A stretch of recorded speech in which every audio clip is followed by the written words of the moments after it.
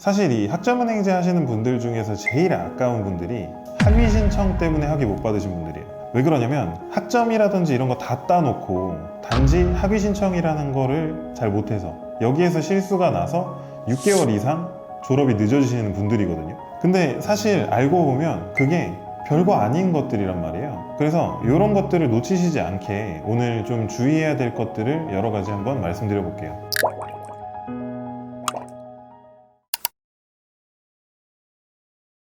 간혹 가다가 학교에서 이수했었던 과목을 학점은행제에서 그대로 신청해서 들으시는 분들이 있어요. 왜 그러냐면 내가 학교에서 이미 한번 들어봤던 과목이기 때문에 학점은행제로 또 듣게 되면은 이수하기 쉽겠다, 이미 알고 있는 내용이니까 점수 받기도 좋겠다, 이렇게 판단을 해서 간혹 그렇게 선택을 하시는 분들이 있는데요.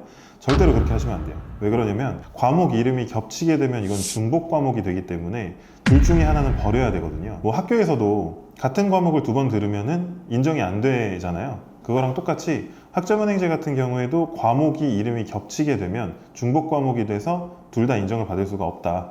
대신에 이제 과목 이름이 조금씩 다른 것들이 있어요.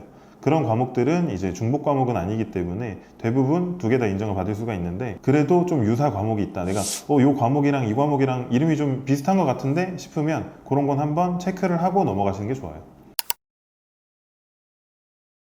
이런 경우가 있어요. 가장 많이 발생하는 케이스가 이제 3년제를 졸업하신 분들이 졸업하고 나서 자격증을 취득을 하시고 학점은행제를 진행을 하시는 거예요.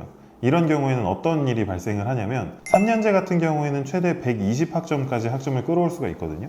3년제를 졸업하고 나서 바로 산업기사를 취득을 하셨다든지 아니면은 경력을 좀 쌓아서 기사를 취득하셨다든지 하면은 기사 자격증 하나의 인정학점이 20학점이란 말이에요. 그러면 원래 가지고 있었던 120학점에 기사 자격증 20학점을 더해서 학사 취득에 필요한 140학점이 완성이 되거든요. 그래서 이것만 가지고 나 학위 받을 수 있겠지 하고 추가적인 학점을 취득하지 않고 학위 신청을 하는 분들이 있는데, 이렇게 하게 되면은 학위 심사를 통과를 할 수가 없어요. 왜 그러면 의무 18학점이라는 이수 조건이 있는데 최소한 6과목 정도는 학점은행제 강의로 이수를 한 학점이 포함되어 있어야 학위를 받을 수 있다라는 내용이에요. 근데 이게 어떻게 생각해보면 당연한 게, 내가 이 학교에서 강의를 하나도 듣지 않았는데 이 학교 졸업장을 받을 수 있다 그러면 이상하잖아요. 그래서 학점은행제에서도 너네 우리 학위 받으려면 우리 강의 6개는 들어야 인정해줄게, 자격증 뭐 학위를 줄게, 이런 식으로 정해놓은 거라고 보시면 돼요. 그래서 최소 한 학기 정도는 수강을 해야 된다, 이 개념으로 두시면 되고, 그래서 내가 가지고 있는 학점이 되게 많다, 그래서 학위에 필요한 학점을 다 채울 수 있다 라고 하더라도 학점은행제에서 이수한 학점이 하나도 없다면 최소한 6과목 정도 학점은행제 강의를 신청해서 수강을 해주셔야 학위가 나온다는 점을 기억해 주셔야 돼요.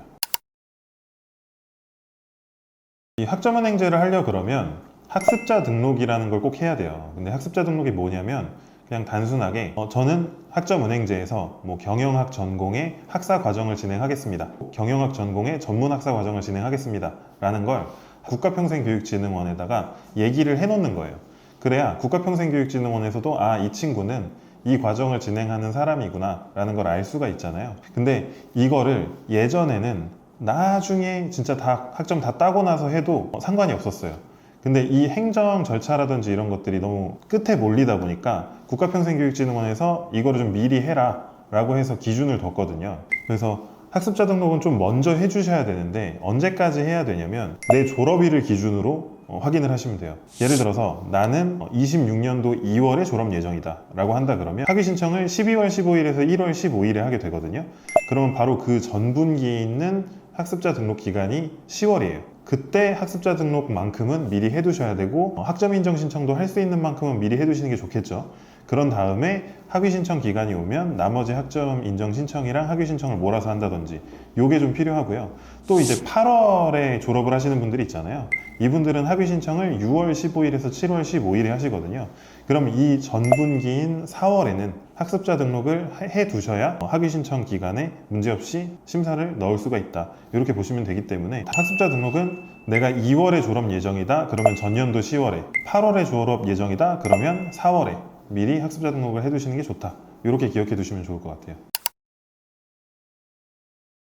학위 신청할 때는 뭐 따로 제출해야 되는 서류들은 없어요. 왜 그러냐면 학점 인정 신청이 이미 다 끝난 상태에서 저는 이 학점을 가지고 학위를 받겠습니다 라고 신청을 하는 거기 때문에 학위 신청 단계에서 제출해야 되는 서류는 하나도 없고요. 만약에 내가 서류를 제출해야 된다라고 한다 그러면 그거는 학습자 등록이나 학점 인정 신청을 할 때 제출을 하는 서류들을 챙겨야 되는 거예요. 아무래도 학점 인정 신청이나 학습자 등록할 때는 전적대를 활용할 때 가장 많이 서류가 필요하거든요. 그게 최종 학력 증명서랑 성적 증명서예요. 근데 최종 학력 증명서 같은 경우에는 졸업하신 분들은 졸업 증명서고 중퇴하신 분들은 재적 증명서가 될 것이고요.